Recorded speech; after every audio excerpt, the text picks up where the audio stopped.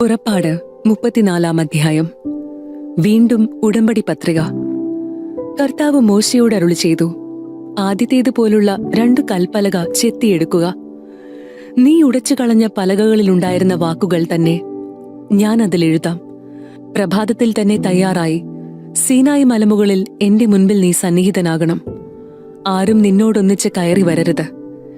മലയിലെങ്ങും ആരും ഉണ്ടായിരിക്കുകയും അരുത്. മലയുടെ അടുത്തെങ്ങും ആടുകളോ മാടുകളോ മേയരുത്. ആദ്യത്തേതുപോലുള്ള 2 കൽപ്പലക മോശ ചെത്തിയെടുത്തു. കർത്താവ് കൽപ്പിച്ചതനുസരിച്ച് അവൻ അതിരാവിലെ എഴുന്നേറ്റ് കൽപ്പലകകൾ കയ്യിലെടുത്ത് സീനായി മലയിലേക്ക് കയറിപ്പോയി.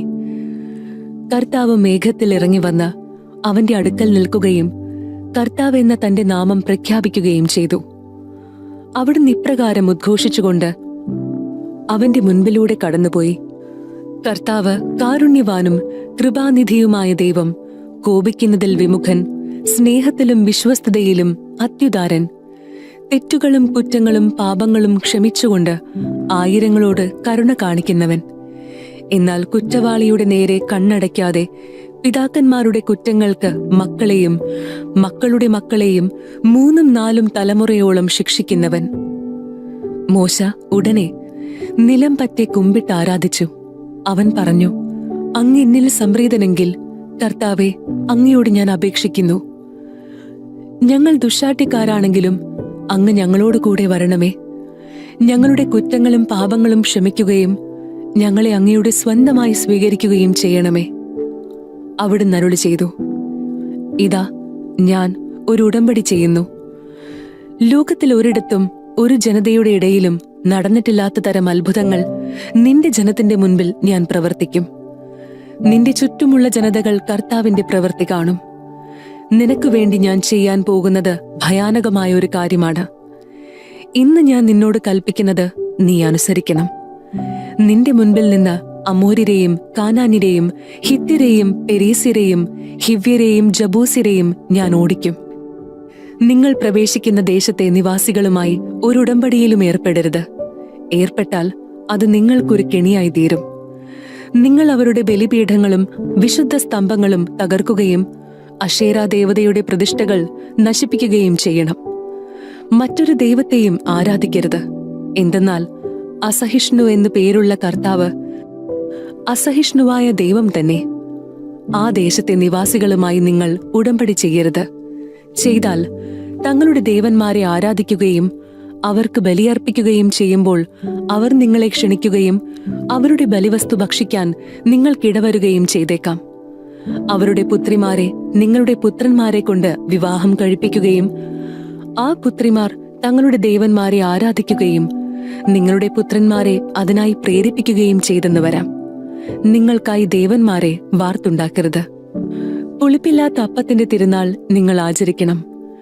ഞാൻ കൽപ്പിച്ചിട്ടുള്ളതുപോലെ അബീബ് മാസത്തിൽ 7 നിശ്ചിത ദിവസങ്ങളിൽ നിങ്ങൾ പുളിപ്പില്ലാത്ത അപ്പം ഭക്ഷിക്കണം. കാരണം അബീബ് മാസത്തിലാണ് നിങ്ങൾ ഈജിപ്തിൽ നിന്ന് പുറപ്പെട്ടത്. ആദിജാതരെല്ലാം എനിക്കുള്ളതാണ്. ആടുമാടുകളുടെ കടിഞ്ഞൂലുകളും എന്റേതാണ്. കഴുതയുടെ കടിഞ്ഞൂലിനെ ഒരു ആട്ടിൻകുട്ടിയെ നൽകി വീണ്ടെടുക്കാം. വീണ്ടെടുക്കുന്നില്ലെങ്കിൽ അതിനെ കഴുത്ത് ഞെരിച്ചു കൊല്ലണം. നിങ്ങളുടെ പുത്രന്മാരിൽ എല്ലാ ആദിജാതരെയും വീണ്ടെടുക്കണം. വെറും കൈയോടെ ആരും എന്റെ മുൻപിൽ വന്നുകൂടാ. 6 ദിവസം നിങ്ങൾ ജോലി ചെയ്യുക.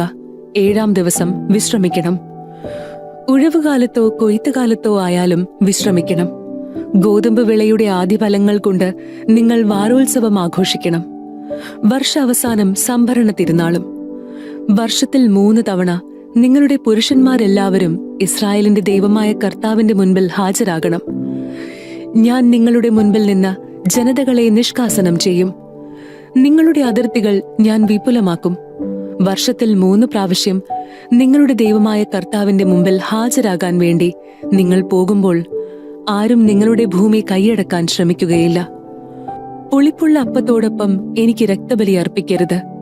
പെസഹാ തിരുനാളിലെ ബലിവസ്തു പ്രഭാതം വരെ അവശേഷിക്കുകയും അരുത്. ഭൂമിയുടെ ആദ്യഫലങ്ങളിൽ ഏറ്റവും മികച്ചത് നിങ്ങളുടെ ദൈവമായ കർത്താവിന്റെ ആലയത്തിൽ കൊണ്ടുവരണം. ആട്ടിൻകുട്ടിയെ അതിന്റെ തള്ളയുടെ പാലിൽ വേവിക്കരുത്. കർത്താവ് മോശയോട് അരുളി ചെയ്തു, ഈ വചനങ്ങൾ രേഖപ്പെടുത്തുക. നിന്നോടും ഇസ്രായേൽ ജനത്തോടും ഞാൻ ചെയ്ത ഉടമ്പടിയുടെ വ്യവസ്ഥകളാണിവ. മോശ 40 പകലും 40 രാവും കർത്താവിനോട് കൂടെ അവിടെ ചെലവഴിച്ചു. അവൻ ഭക്ഷിക്കുകയോ പാനം ചെയ്യുകയോ ചെയ്തില്ല. ഉടമ്പടിയുടെ വചനങ്ങളായ 10 പ്രമാണങ്ങൾ അവൻ പലകകളിൽ എഴുതി. 2 സാക്ഷ്യഫലകങ്ങളും വഹിച്ചുകൊണ്ട് മോശ സീനായ് മലയിൽ നിന്ന് താഴേക്ക് വന്നു.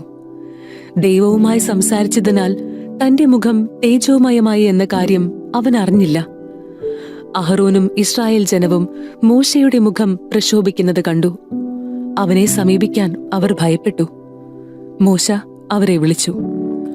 അഹ്റോനും സമൂഹ നേതാക്കന്മാരും അടുത്തു ചെന്നു. മോശ അവരോട് സംസാരിച്ചു. അനന്തരം ജനം അടുത്തു ചെന്നു. സീനായ് മലയിൽ വെച്ച് കർത്താവ് തന്നോട് സംസാരിച്ചതെല്ലാം അവൻ അവർക്ക് കൽപ്പനയായി നൽകി. സംസാരിച്ചു തീർന്നപ്പോൾ മോശ ഒരു മൂടുപടം കൊണ്ട് മുഖം മറച്ചു. അവൻ കർത്താവിനോട് സംസാരിക്കാൻ തിരുമുമ്പിൽ ചെല്ലുമ്പോഴോ അവിടെ നിന്ന് പുറത്തു വരുന്നതുവരെയോ മൂടുപടം ധരിച്ചിരുന്നില്ല.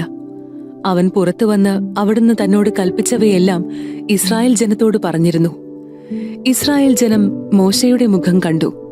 മോശയുടെ മുഖം പ്രകാശിച്ചിരുന്നു.